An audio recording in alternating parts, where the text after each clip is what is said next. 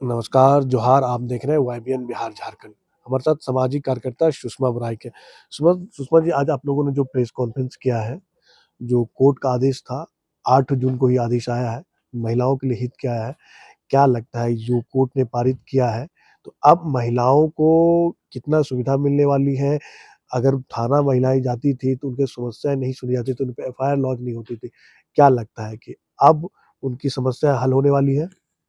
सबसे पहले तो आपको जोहार और आपके माध्यम से सभी दर्शकों को जोहार है। देखिए, ये आदेश पारित होने के बाद अब वो तमाम महिलाएँ जो थाना जाती थी और उनको भगा दिया जाता था, उनको ज़लील किया जाता था, उनको चरित्रहीन कहा जाता था। अब ऐसा परिस्थिति मेरे हिसाब से झारखंड में, पूरे झारखंड में नहीं होगी।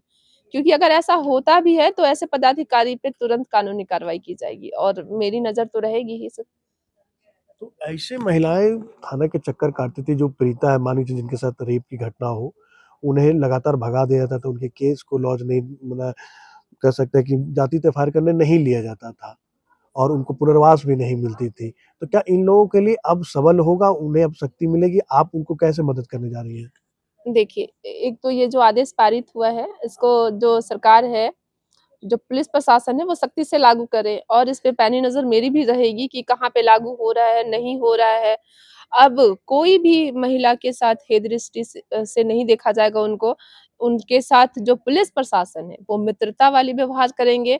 उनका जब बयान रिकॉर्ड होगा, वहाँ पे एक महिला पुलिस अधिकारी होंगी, उनको अच्छा माहौल दिया जाएगा ताकि वो अपनी बात को बिना डर भय के शिकायत दर्ज कर सके और 15 दिनों के भीतर जाँच रिपोर्ट तैयार किया जाएगा ताकि महिलाओं को त्वरित न्याय मिले। क्योंकि एक न्याय में देरी कई अन्याय हो जाते हैं महिलाओं के साथ। तो ऐसे में महिलाएँ सोचती है कि क्या इंसाफ माँगना है, इससे अच्छा है कि सह लो या आत्महत्या कर लो।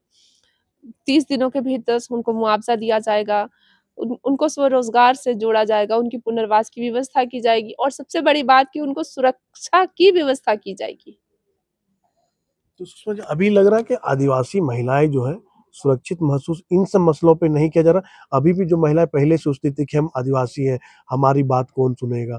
क्या अभी भी उसी स्थिति में आप देख रही हैं महिलाओं को? नहीं, नहीं, ऐसा नहीं है।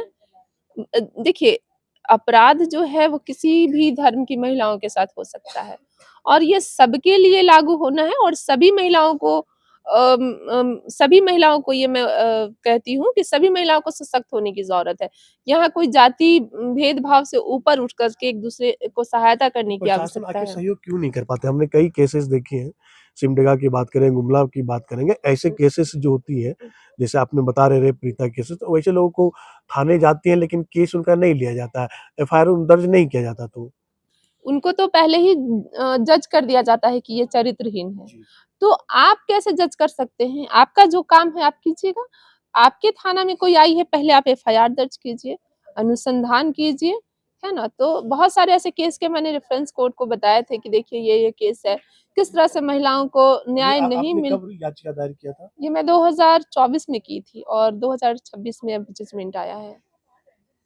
और अगर बात करेंगे, आप एक आदिवासी महिलाएँ भी हैं, जो अभी समाज में चल रहा है, बता रहे हैं कि जिस तरह से सामाजिक में 2 धड़े में बढ़ चुकी है समाज, जो अपने का सरना ईसाई की बात कोई कर रहा है, कोई सरना सनातन की बात करता है। क्या ये हेट स्पीचेज़ ज़्यादा जारी हो रही है? तो ऐसे इसको आप कैसे देखें? क्योंकि आप भी एक आदिवासी महिला हैं। देखिए, कहीं हेट स्पीच हो रहा है, कहीं 370 की बिरयानी हो रही है। यही रह गया है अब समाज में, है ना? हेट स्पीच दे रहे हैं, आप जाति और धर्म के लिए लड़ रहे हैं। मानवता के लिए लड़िए ना, आप जो अपराध नियंत्रण के लिए लड़िए ना, समाज को बेहतर बनाने की ओर पहल कीजिए ना। जाति और धर्म क्या है? क्यों लगता है कि यहाँ पे सिर्फ़ हिंदू राष्ट्र बनाया जाएगा या मुस्लिम देश बनाया जाएगा या ईसाई देश बनाया जाएगा? क्यों आप लोगों को नहीं ऐसा तो लगता है? इसमें किनका हाथ लगता है? ये जो समाज में विद्वेष की भावना हो रही है ना, सरना ईसाई की कोई बात कर रहा है, सरना सनातन की बात है, इसमें कौन-सा लोग हैं, जो इन चीज़ों को लेकर लगातार समाज में बने हुए हैं, इन चीज़ों को चर्चा करते हैं? देखिए, ये सिर्फ़ राजनीति स्टंट है और कुछ नहीं। राजनीति चेहरा चमकाने के लिए 10 लोगों को इकट्ठा करने के लिए नहीं, नहीं आप चिल्ला दिए, हेट स्पीच दे दिए, खून गरम है, हम भी चिल्ला लिए, हम भी ऐसे नहीं होता समाज में, ऐसे आप बदलाव नहीं कर पाइएगा।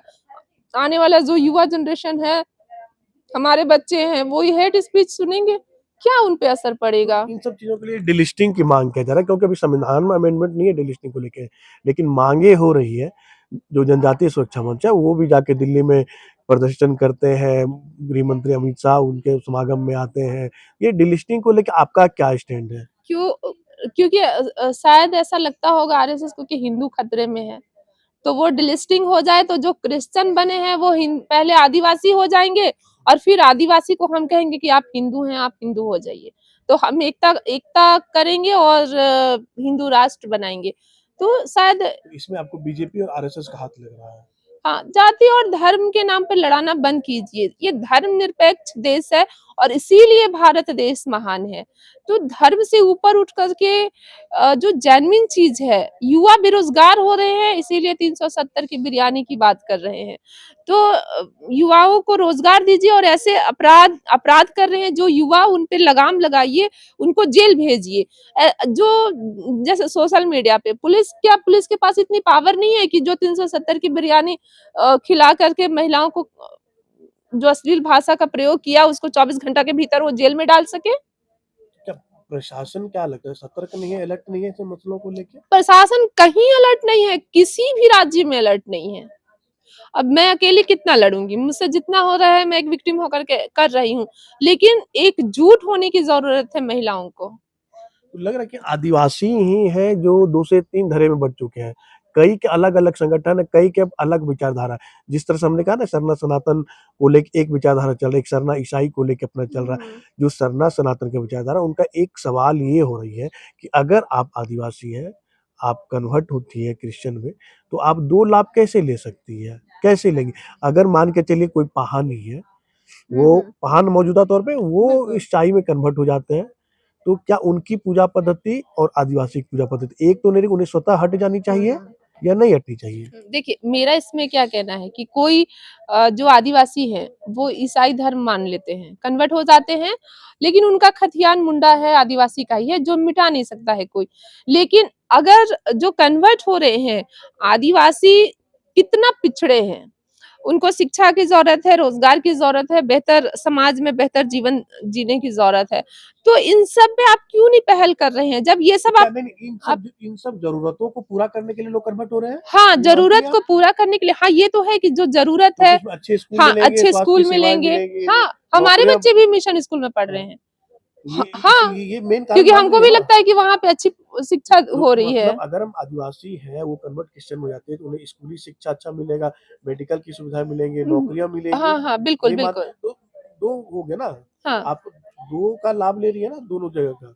एक आदिवासी का भी लाभ ले रही है, एक हुँ। क्रिश्चियनिटी का भी लाभ ले रही है, क्योंकि एक लाभ को छोड़ना नहीं, चाहिए ना। नहीं, तो देखिए जो आप जैसे कि मेरा ही खतियान है, जी। हमारा खतियान चीक-बड़ाइक है, हम आदिवासी हैं और बहुत अभी मान के चलिए एग्ज़ाम्पल अपना दुःख नहीं बता रहे लेकिन एग्ज़ाम्पल बता रहे, आपने बहुत सताया, बहुत दुःख दिया मुझे, मैं लड़ती रही संवैधानिक लड़ाई, मार दिया, गोली भी मार दिया, सब कुछ कर दिया।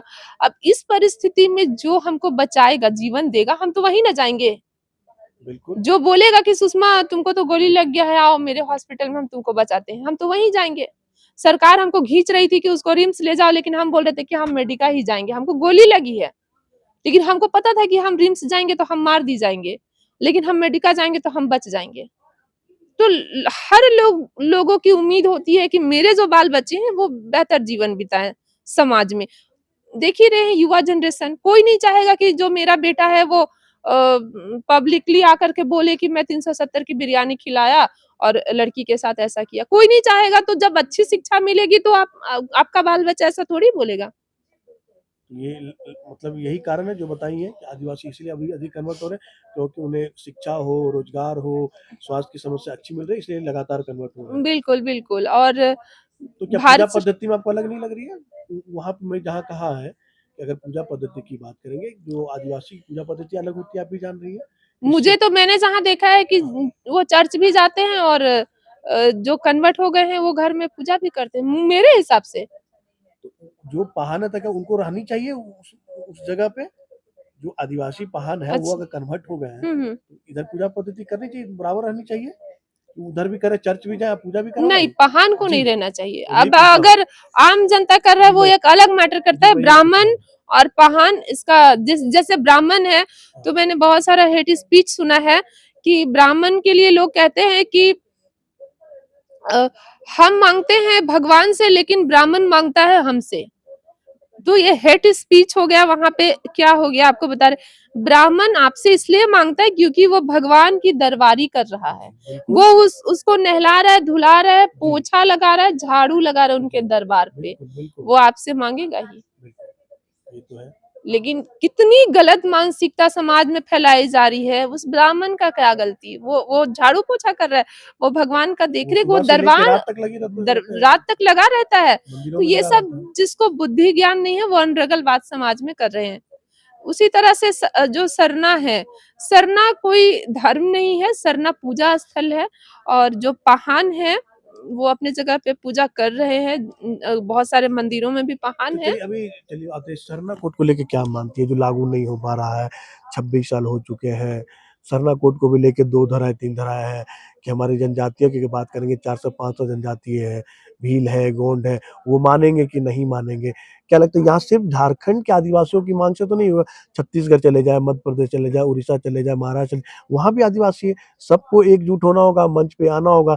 इस तरह की राजनीति से क्या लगता है सरना कोड मिल पाएगी? सरना कोड सिर्फ ये राजनीति मुद्दा है, स्टैंड है। सरना कोड मिलेगा ही नहीं। अगर मांगना ही है तो आदिवासी धर्म जी। कोड मांगिए। और आदिवासी धर्म कोड मिल जाता है तो ये जो सरना सनातन और सरना ईसाई जो आप लोग कर रहे हो ऑटोमेटिक खत्म हो जाएगा। अभी जो जनगणना चली इसमें भी तो हाई तौबा हो गया कि सर जो जनगणना में कॉलम है, मुख्यमंत्री ने हिंदू लिखा, राष्ट्रपति द्रौपदी मुर्मू ने हिंदू लिखा, बाबूलाल ने हिंदू लिखा, अर्जुन मुंडा ने हिंदू लिखा। तो उन चीज़ों को लेके कि आप उनका कहना है कि आदिवासियों को बरगलार है। लगता है कि आपको कि जो कॉलम में वहाँ पे क्या लिखना चाहिए आपके अनुसार? हमारे जो पूर्वज है वो खुद ही हिंदू लिखते हैं तो लिखे हैं। मैं क्या बोलूंगी। हिंदू लिखना मतलब हिंदू ईसाई जो आदिवासी हैं वो हिंदू देवी देवताओं की पूजा करते हैं। देखिए आदिवासी क्या है, आदिवासी प्रकृति पूजक है और हिंदू जो है वो आकृति पूजक है। जी। तो दोनों तो एक दूसरे के पूरक है। प्रकृति है तो आकृति है, आपने आकार दिया वो प्रकार की पूजा कर रहे हैं। तो ये बेवजह की चल रही राजनीति बेवजह मुद्दा की है, ये राजनीति वोट बैंक की मुद्दा है। राजनीति चल रही है, इसलिए सरना भारत का सनातन है, प्रेसिडेंट पहले निशा भगत बोली थी सरना सनातन भाई भाई है। ये रातू राजा का कुछ ये डिफरेंस दे करके कि मुंडा है एक बच्चा और एक उसका कोई है। तो सरना सनातन और निशा उरांव बोलती है सरना सनातन एक ही माँ के औलाद है, भाई भाई है। निशा भगत भी बोलती है भाई भाई है। पढ़ी हो नहीं पढ़ी हो, और सरना दूसरे तो सनातन कहते कैसे हैं कि मालूम। सरना ईसाई एक ही है, हाँ। दूसरे लोग कहते हैं अरे सरना एक ईसाई है। बोलती है जोशना क्रिकेटर सरना ईसाई एक माँ के बच्चे हैं।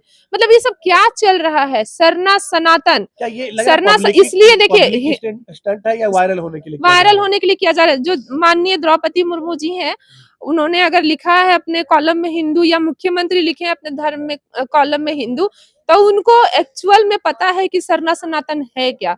सरना सनातन एक दूसरे के पूरक है ना। ना तो वो भाई बहन है ना वो चाचा भतीजा है। या सिर्फ इनको पता नहीं है वो कैसे मतलब भाई भाई और भाई बहन और चाचा भतीजा कर रहे हैं धर्म को। ये सब सिर्फ कह सकते हैं राजनीतिकरण किया जा रहा है दो समाज के बीचों में। समाज एक ही है लेकिन कह सकते हैं विचारधारा को अलग-अलग किया जा रहा है। समाज को बांटने हाँ। का कोशिश किया जा रहा है। चलिए सुषमा बराइक थी जो सामाजिक कार्यकर्ता है और आदिवासी महिला है, आदिवासी के बारे में सोचती भी है। इन्होंने हर बातों को बखूबी से कहा। इन्होंने कहा कि जो सरना सनातन और सरना ईसाई का मसला है, ये सिर्फ राजनीतिकरण किया जा रहा है। कोई सरना ईसाई को कह रही है, कोई सरना सनातन पे किया जा रहा है। डिलिस्टिंग की बातें हो रही है, सरना कोड की बात हो रही है, लेकिन उसका क्या कह सकते हैं कि समस्या उसको क्या समाधान होगा, उनकी कोई बात नहीं किया जा रहा है। लेकिन देखना होगा कि यह जो लगातार प्रकरण चल रहा है, इस पे कब विराम लग पाता है। सहयोगी निहित के साथ मनीष झा, YBN बिहार, झारखंड।